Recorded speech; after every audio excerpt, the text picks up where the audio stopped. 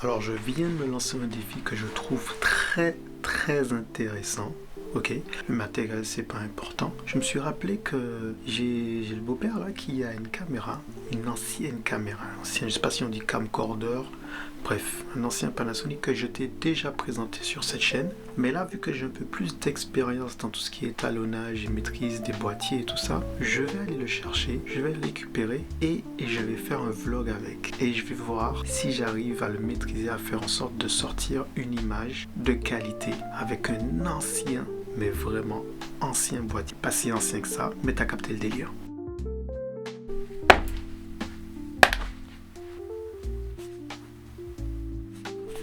Attends.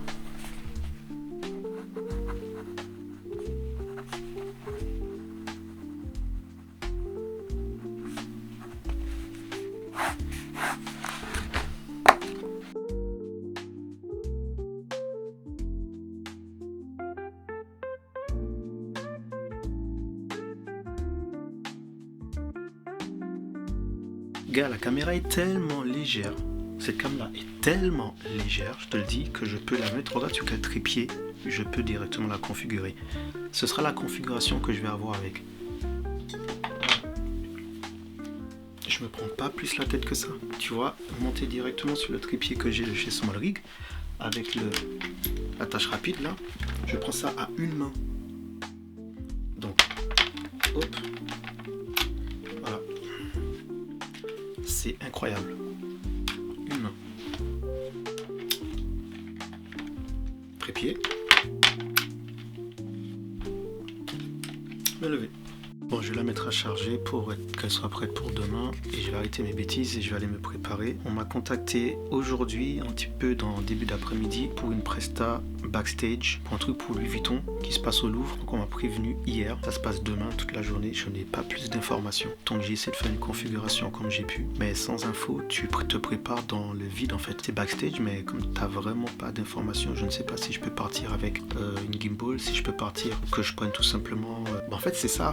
Comment je filme? Qu'est-ce que je filme? Est-ce que c'est de la musique? Est-ce que c'est un défilé? Aucune idée, j'ai pas d'infos. Et les gens qui organisent, ils sont tellement dans le rush qu'ils n'ont pas le temps de s'occuper de toi qui est juste vidéaste ou photographe machin, tu vois. Ils se disent que tu dois juste venir et faire ton taf, mais quel taf, tu sais pas. Je partais avec le Sony, avec le 70-200, j'ai pris le 24-70. J'ai équipé le Sony d'une manière que je puisse shooter en vertical avec. Si j'ai le temps, je te montrerai. Il n'y a plus qu'à. Donc là, je vais vraiment faire ce que j'ai dit. Je vais aller manger, ça me permet de me détendre un peu. Je sais pas s'il y a que à moi que ça arrive ce genre de bourbier. On me demande de venir du jour au lendemain sur une presta pour Louis Vuitton. La suite, ce sera sur Instagram. Donc si tu me suis pas sur Instagram, t'as raté. Tu me suis, t'as tout vu. Et à tout à l'heure. Bon, je me souviens pas trop de ce que je vous ai dit sur la dernière vidéo, donc je vous ai lâché parce qu'entre temps j'ai dormi. Mais je vais juste faire un petit récapitulatif. Je me suis procuré maintenant un groupe. J'ai 5 caméras. Et chaque caméra est dédiée pour une chose. Parce que selon ce que tu vas faire, il faut que tu choisisses le bon matériel qui va avec. Je t'ai déjà expliqué ça dans une vidéo précédente. Là, je suis en train de filmer avec le HC X1000 de chez Panasonic. Donc le son que tu as sort directement du micro intégré à cette caméra. Ok, la qualité aussi. Donc il n'y a rien qui a changé dans ma configuration, c'est juste la caméra. Preuve, voici le GH5 dans ma main. La Blackmagic, elle est là. Blackmagic est ici, ok. Je suis pas en train de filmer. Je suis pas en train de filmer non plus avec mon téléphone. Je vais te montrer où il est mon téléphone. Voilà, ils sont là les deux, celui d'Instagram et mon téléphone. Donc, tu vois bien, ok. Ah, tu vas te dire peut-être que je suis en train de filmer avec le Sony. Attends, bouge pas. Pour que tu puisses bien voir que je ne filme pas non plus avec le Sony. Parce que le Sony a été configuré pour la journée de demain, pour shooter en vertical. Voilà, donc tu vois, ça c'est le Sony. Donc tu vois bien que je ne suis pas du tout en train de mentir. La qualité que tu vois vient du Panasonic HC-X1000. Hi, how you doing? I hope everything is good for you and you had a nice ending for the show last night. I'm actually editing all the video for today. I think I can finish it for today. I will send you the full clip with all the best part of what I filmed yesterday, and you'll make your choice for the so can you just send me an email like that?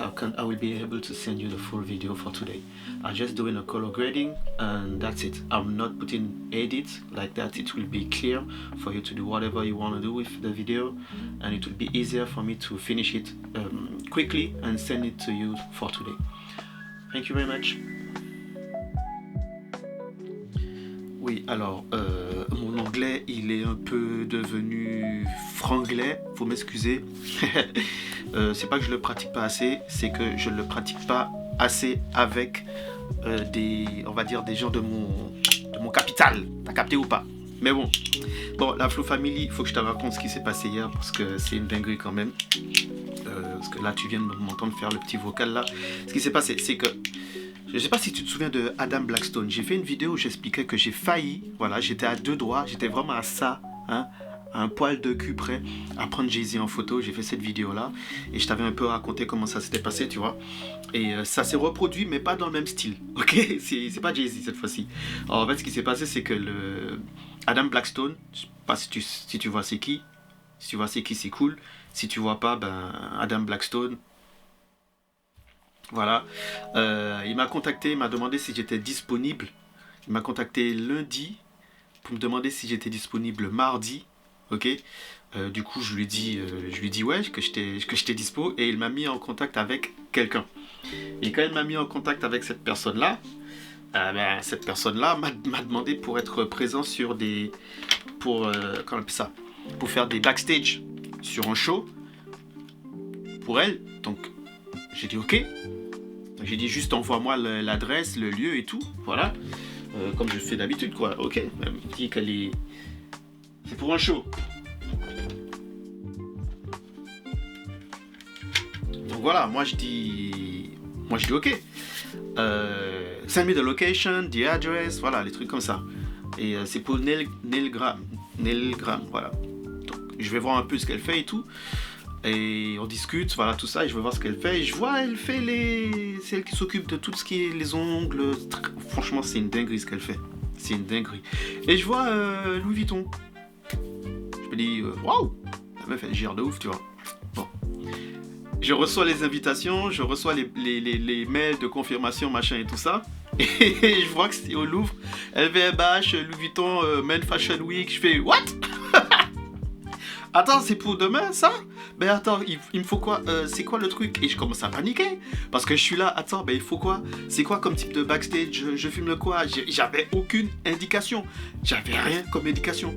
Mais vraiment rien les gars. Donc jusqu'à ce que je la vois devant moi et que je discute avec elle, je savais pas. Donc du coup, je suis parti avec une config, les gars. T'as peur? Non mais il faut que je te montre la config avec laquelle je suis parti.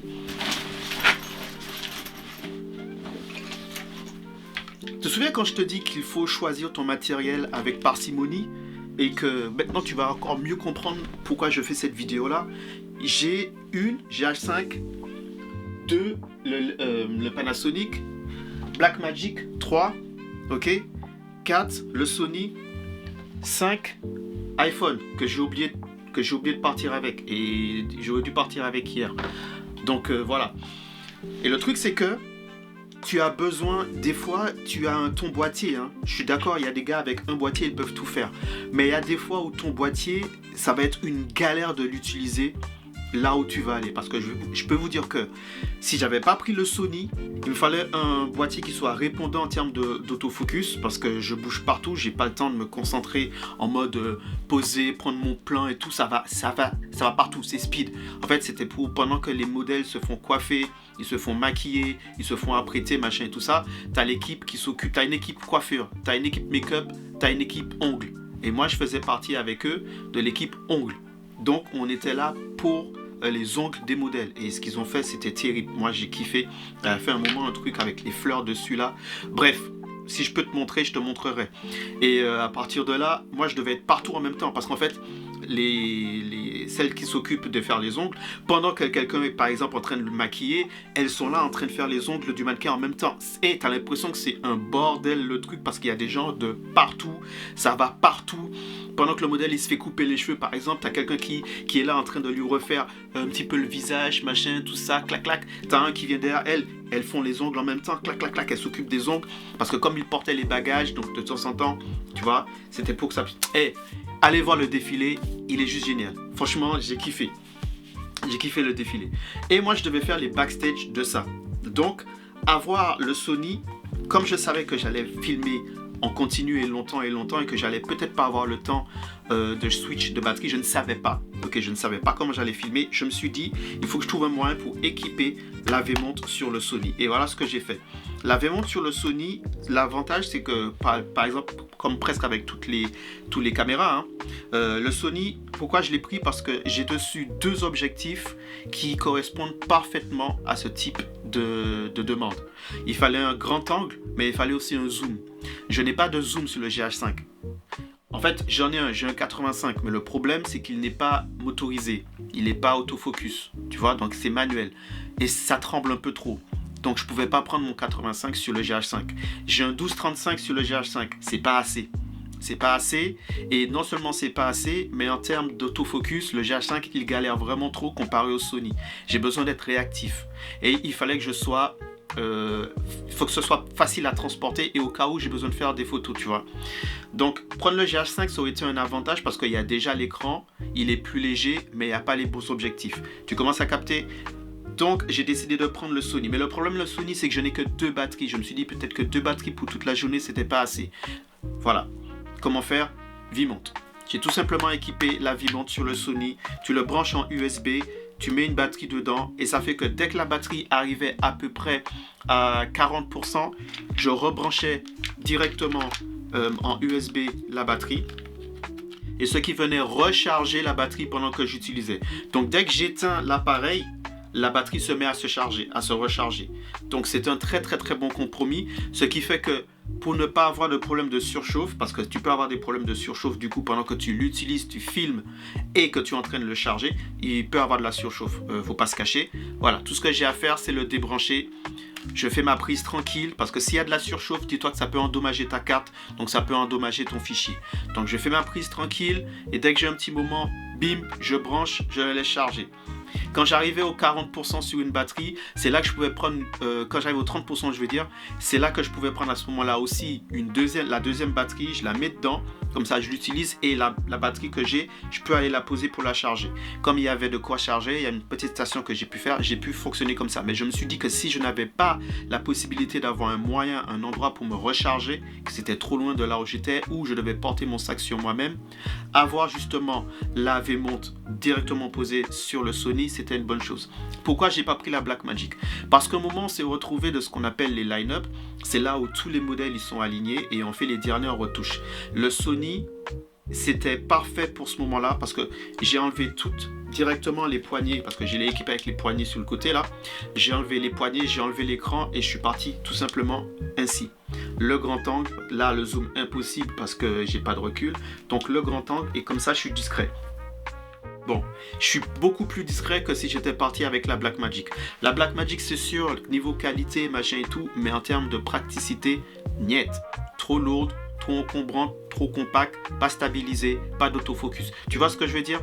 C'est là où ça prend tout son sens de choisir son matériel. J'aurais pu partir aussi avec la camcorder qui est là, le Panasonic, mais le problème c'est que je fais du vertical. C'est beaucoup plus simple pour moi de passer en vertical sur mon Sony que sur ça. Tu regardes, ça c'est du horizontal, bim, je suis en vertical. Ok, faire du vertical avec ça, mon ami, c'est un peu con. Faut pas se mentir. Donc, je comprends hein, d'avoir un seul boîtier pour tout faire, mais malheureusement, si tu veux avoir un seul boîtier pour tout faire, tu dois être sûr qu'il soit complet dans tout son panel. Donc tout ce que tu as besoin de faire, tu dois avoir les petits éléments qui vont avec.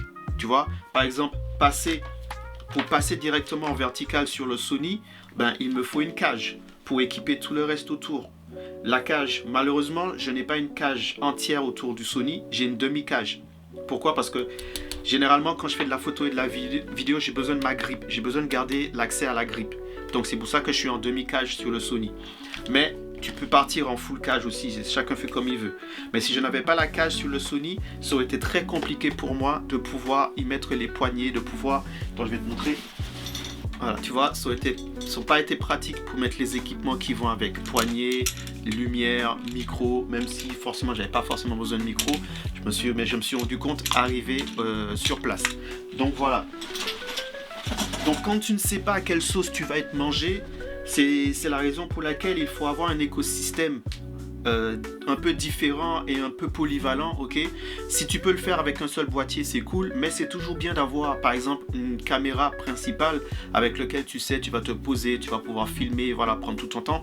Et c'est bien aussi d'avoir une petite caméra avec laquelle tu peux un peu te balader partout, aller dans les endroits quand il faut être discret, quand il faut être rapide, quand il faut être ce qu'on appelle le take and go. Tu sais, quand tu manges take and go, ok, tu prends et tu pars. Ben moi, on appelle ça aussi, je sais qu'il y en a qui utilisent le même style de jargon, c'est du run and gun. Ok, c'est le fait de courir et shooter en même temps. C'est là, tu avances et tu shootes en même temps. Donc moi, mon run and gun, c'est le Sony. C'est le Sony A7R. A7R3 que j'ai. C'est vraiment mon boîtier run and gun, parce que par rapport à l'objectif que j'ai, qui est le 24-70 en 2.8, qui ouvre très bien, il a une très bonne capacité d'enregistrement, une très bonne montée en ISO. Donc voilà, pour faire du run and gun, j'utilise mon Sony. Je peux utiliser le GH5, mais par rapport à l'autofocus qui est un peu plus... T'as capté? Je préfère utiliser le Sony. Mais quand je pourrais avoir du coup sur le GH5, on va dire un 24-70, quand je pourrais m'équiper un 24-70 sur le GH5, je pense que le GH5 va reprendre sa place de run and gun, puisque avec lui j'ai 4 batteries, tu as l'écran orientable et tu as plein d'autres fonctionnalités. Le fait qu'il soit quand même mieux stabilisé que le Sony, faut pas se mentir, mon GH5, je trouve que la stabilisation fonctionne beaucoup mieux que sur le Sony. Des avantages, c'est que... Avantage c'est le fait de pouvoir filmer en 4K à 50 images par seconde. Pour avoir du ralenti sur le Sony, je passe en 100 images par seconde pour avoir un bon ralenti, tu vois. Donc qu'est-ce que je peux te dire d'autre? Donc là je vais devoir éditer la vidéo comme tu l'as entendu. Je vais devoir éditer la vidéo en complète, envoyer ça le plus rapidement possible, parce que tout le monde est déjà en train de communiquer sur ce qui s'est passé pendant la Fashion Week. C'est le Main Fashion Week 2025 de Louis Vuitton. Ça m'arrive souvent. Je sais pas si je suis l'homme de la dernière minute ou si je peux m'appeler l'homme qui tombe à pic. Mais voilà, en tout cas, c'était très intéressant. C'était sport. C'était très... J'ai kiffé. En plus, les tenues, magnifiques. Franchement, les tenues étaient magnifiques. Il y a des sacs, les gars. Oh là là! J'ai vu des sacs. Ils étaient juste sublimes. Et puis c'est parti, je vais vous laisser les gars, parce que là il faut que je termine la vidéo comme je l'ai annoncé, comme je l'ai dit, et il faut que je la termine pour aujourd'hui. Donc merci d'avoir suivi cette vidéo, je vous donne rendez-vous à la prochaine, portez-vous bien et amusez-vous les gars. Tchuss.